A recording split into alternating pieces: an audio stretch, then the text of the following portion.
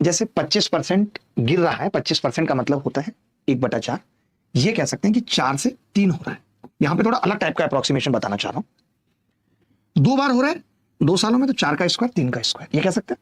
फिर 50% बढ़ रहा है, 50% का मतलब 1/2, यानी 2 से 3 हो रहा है। 2 साल है ये भी, 2 का स्क्वायर 3 का स्क्वायर। पहले ये बताओ इतनी सी बात समझ में आई या नहीं? आपने कहा 4 चौक 16, चौका 64 से ये 81 हो रहा है, ठीक है।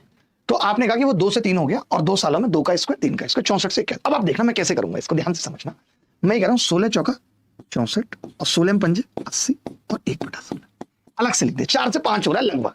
1/16 लिखना जरूरी है क्योंकि ऑप्शन थोड़े से नजदीक है। नजदीक नहीं होते तो मैं 1/16 कभी नहीं लिखता, मैं 4 से 5 कर। ये भी एक अप्रोक्सीमेशन का नया तरीका सिखा रहा हूं, 4 से 5। आपको इससे फायदा क्या? मैंने कहा इससे फायदा है, देखो क्या है। अब 4 की वैल्यू 432 पे 3 जीरो है, यानी 108 पे 3 जीरो, तो 108 पंजे 540 पे 3 जीरो, 3 जीरो प्लस। अब मैंने कहा मुझे 1/16 और करना है, तो आपने कहा कि जो ये 1 की वैल्यू आई थी महाराज 108 पे 3 जीरो, आपको उसका 1/16 करना है। 16 में 7 112 कह सकता हूं, तो 7000 और है लगभग। 7000 और है ना, 7 से थोड़ा कम। तो मैंने देखा कि यार 547,000 होना चाहिए उत्तर, थोड़ा कम।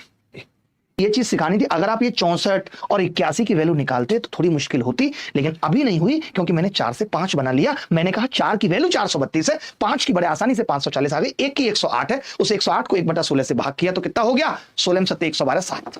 ये सिखाना था मुझे।